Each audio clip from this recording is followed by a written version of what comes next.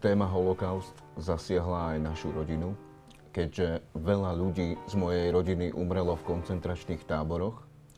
Môjho otca a otec prežil niekoľko koncentračných táborov, preto som sa začal venovať aj téme holokaust. A zložil som klavírny cyklus skladieb, ktorý je venovaný obetiam holokaustu. A tejto téme som zasvetil celú moju tvorbu.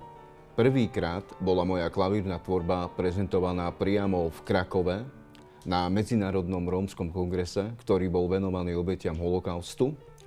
Na tento kongres do Poľska ma pozvala Anna Mirga, ktorá tiež vlastne sa venuje veľmi úzko téme holokaustu.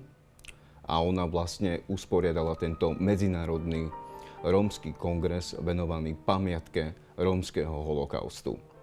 Čiže na tomto kongrese boli prvýkrát prezentované moje klavírne diela venované obetiam holokaustu Židov a Rómov a Slovanov a ďalších iných národností.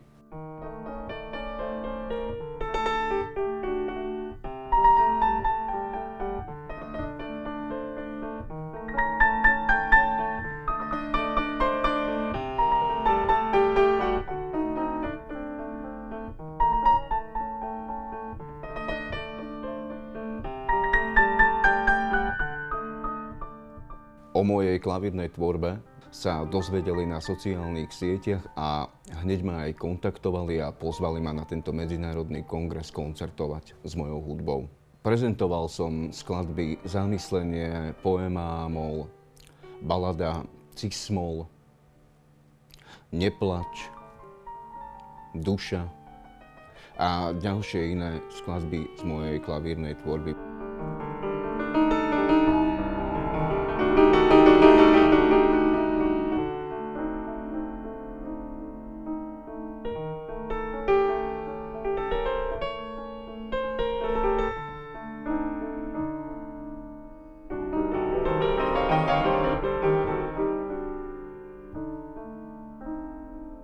Od roku 2014 som koncertoval po synagógach v Európe, po svetových metropolách ako Tel Aviv, Jeruzalém, Paríž, Londýn, Budapešť, Viedeň, takisto aj v Cigojné Lager, v rómskom rodinnom tábore v Osvienčime, kde hrávam pravidelne. V Poľsku spolupracujem s pánom Romanom Kviatkovským a Románi Rosem, ktorí sú zakladatelia 13. bloku Syntov a Rómov v Osvienčime. A priamo aj s pánom Vladislavom Kviatkovským, s ktorým sme natočili filmy Poema Amola, Zamyslenie. V 13. bloku som skladateľ a som ambasádorom 13. bloku Syntov a Rómov a som skladateľom múzea Auschwitz-Birkenau vo Osvienčime. V prvom rade je to veľmi veľká zodpovednosť. Moje diela sú zväčša venované do koncentračného tábora Auschwitz-Birkenau vo Osvienčime. Medzičasom sme natočili ďalšie 4 koncentračné tábory v Poľsku. Belžec, Treblinka, Majdanek a Sobibor, čo predstavuje spolu s Auschwitz celý poľský terén.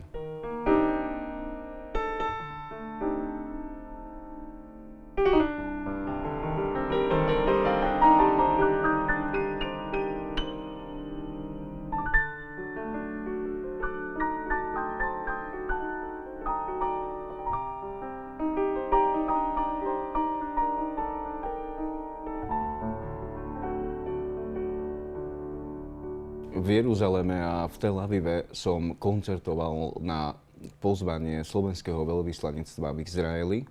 Dotklo sa to môjho srdca, pretože Jeruzalém je veľmi silné mesto, ktoré ma veľmi inšpirovalo ďalej v mojej klavírnej tvorbe a veľmi ma to posunulo ďalej.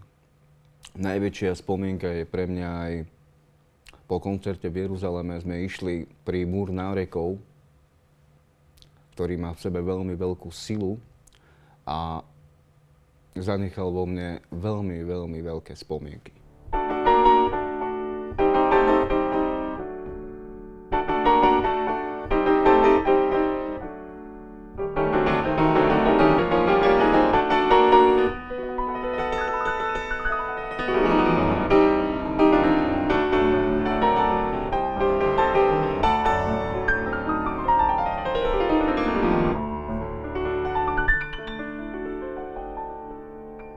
Na Slovensku som spolupracoval s pánom profesorom Mešťanom, ktorý bol riaditeľom Múzea židovskej kultúry na Slovensku. Ďalej som spolupracoval s Múzeom Slovenského národného povstania v Banskej Bystrici, s pánom Stanislavom Mičevom, s ktorým sme spolu urobili veľa vynikajúcich koncertov a veľký projekt, dokumentárny film, do ktorého som zložil klavírnu hudbu, Oslobodenie Slovenska červenou armádou. Film má názov Cena slobody.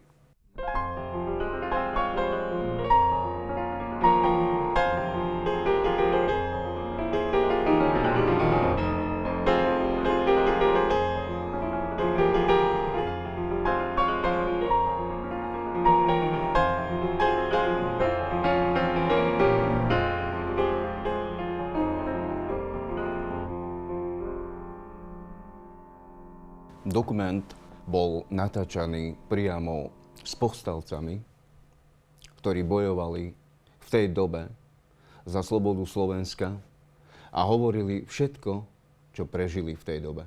Keď komponujem hudbu do filmu, tak si pozriem priamo ukážky z tej doby, z bojov, čo sa dialo a potom si vypočujem aj výpovede ľudí, ktorí boli pri tejto udalosti a podľa toho zaraďujem svoju hudbu a komponujem a nachádzam inšpiráciu.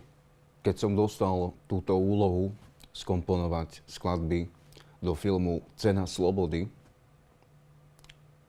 tak to bola pre mňa veľmi významná udalosť a veľmi veľká česť a chcel som aj prispieť a ukázať aj generáciám, čo sa vlastne stalo. V Českej republike som spolupracoval s Inštitútom Terezínskej iniciatívy, kde som mal aj koncert priamo na tomto kongrese v Budapešti, kde sme spolu urobili jeden krátky dokument, kde zaznela moja klavírna tvorba, tiež venovaná obetiam holokaustu, Zamyslenie.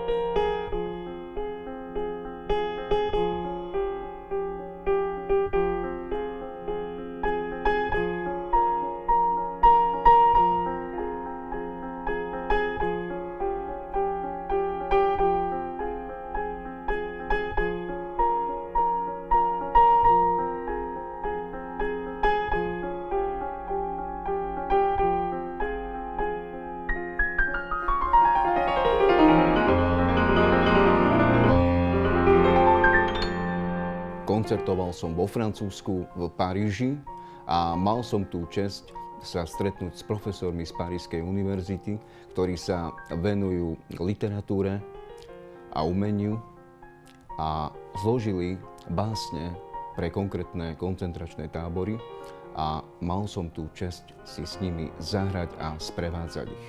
V súčasnosti spolupracujem s Ester Naselsky, ktorá je preživšia koncentračného tábora Auschwitz-Birkenau. Nacisti jej odsekli polku malička. Jej rodičia zomreli priamo vo Osvienčime. Ester Naselsky si ma vybrala do svojho dokumentu, ktorý je o nej a o jej detstve, o jej rodine, aby som pre ňu skomponoval hudbu.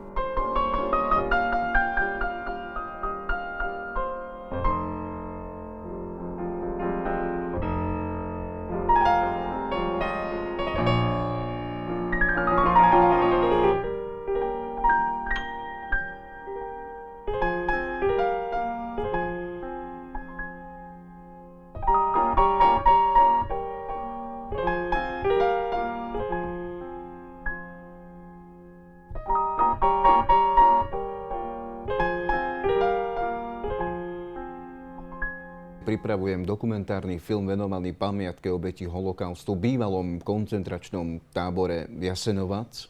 V Jasenovac neboli plynové komory. Ľudí tam zabíjali zaživa sekérami a nôžmi. Mojím hosťom v dokumentárnom filme bude preživší koncentračný tábor Jasenovac Nadir Dedič, ktorý má priamo 100 rokov. Je Róm a je posledným žijúcim z koncentračného tábora Jasenovac. Kontaktoval ma aj Toti Dedič, syn preživšieho z koncentračného tábora Jasenovac. V prvom rade mojou myšlienkou je hovoriť o Jasenovac a priblížiť to, čo sa dialo v koncentračnom tábore Jasenovac. Bolo to tzv. Danteho peklo, kde omdlievali sami nacisti. Bolo to to najhoršie, čo mohli vidieť. Ľudia zažívali peklo a umierali brutálnym spôsobom. Čo sa týka mojich dokumentárno-hudobných filmov a dokumentov, sú to všetko moje nápady. Je to môj vlastný projekt, ktorý som vymyslel sám. Som veľmi vďačný múzeu Auschwitz-Birkenau v Osvienčime, takisto aj múzeu Belžec, Majdánek, Treblinka, Sobibor a Jasenovac, že sa so mnou na to všetko podujali. Keď som chodil po bývalom koncentračnom tábore v Jasenovac, zanechalo to vo mne veľmi veľké emócie a preto som sa rozhodol venovať ďalší kus mojej klavírnej tvorby aj pre koncentračný tábor Jasenovac, pre oblasť bývalej Juhoslávie a v skladbe som dal názov Ostalo len ticho.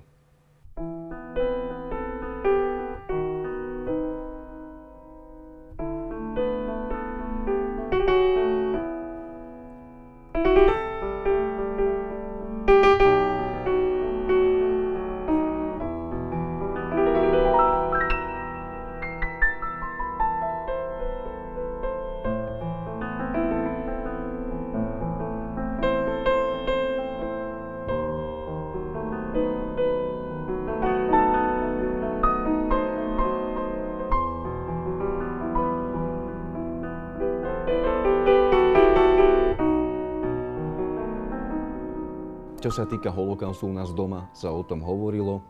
Aj čo sa stalo, sami veľmi dobre vieme, že ľudia, ktorí prežili holokaust, preživší, nechceli o tom rozprávať. A Rómovia tiež nechceli o tom rozprávať, ale hovorilo sa o tom všetkom, aj u nás doma, čo sa vlastne stalo. Ja si myslím, že ľudia, ktorí prežili holokaust, majú traumu do konca svojho života. Bola to jedna trauma, bolo to poníženie človeka človekom. Keďže všetci veľmi dobre vieme, že v koncentračných táboroch, aj mimo koncentračných táborov, umierali ľudia. Umierali Židia, Rómovia, Slovania a ďalšie iné národnosti. Nesmieme na to zabudnúť a musíme to pripomínať hlavne generáciám aj v tejto dobe, lebo táto doba nás ešte viacej núti a ukazuje nám, tak pozora, ukazuje nám ten varovný prst, že je to potrebné, aby generácie pamätali, a hlavne aj mládež, pretože oni nemajú také informácie a nevedia o tom toľko, koľko by mali vedieť. A práve, že som veľmi rád, že aj z toho pedagogického hľadiska sa chodí po školách, takisto ja chodím prednášať po univerzitách a aj po školách a vlastne hovorím o tom všetkom, čo sa stalo nám, Rómom a Židom a ďalším iným národnostiam.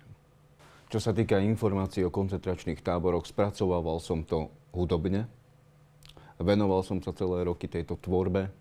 K jednotlivým koncentračným táborom som venoval skladby. K Belžcu som nazval skladbu Slzy. Bývalému koncentračnému táboru Sobibor som zložil skladbu Bolavá duša. Bývalému koncentračnému táboru Majdanek som zložil skladbu Nárek.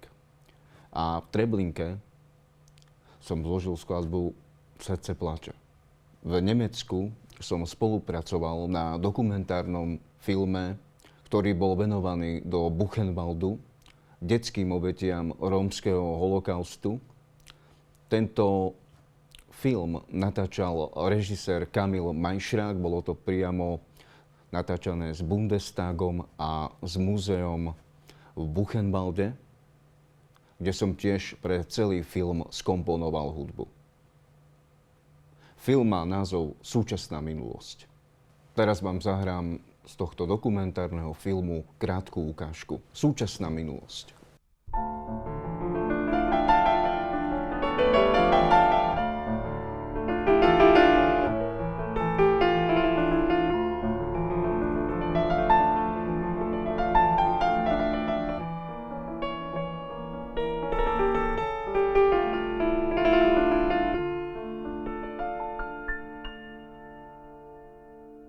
V prvom rade by som chcel odkázať všetkým divákom, aby nezabúdali na pamiatku Rómov a Židov a na to, čo sa stalo v dejinách Rómov a Židov. Naše národy sú si veľmi blízke. Určite nie je náhoda, že Rómovia a Židia spolu trpeli. Keďže Rómovia boli nazývaní aj čierni Židia, Himmler postavil Rómov na tú istú úroveň ako aj Židov. Na Slovensku, keď prišli rasové zákony a keď tu bola Hlinková fašistická garda, tak bolo napísané všade na dverách, že cigáňom, psom a Židom vstup zakázaný. Rómovia sa nemohli zúčastňovať a ani Židia verejných podujatí, nemohli sedieť na lavičkách a na verejných priestranstvách. Preto nezabudnime a pamätajme na to, čo prežil náš národ. Bola to najhoršia kapitola našeho národa a najhoršia kapitola Židov. Preto nezabudnime a pamätajme. Shoah a porajmos.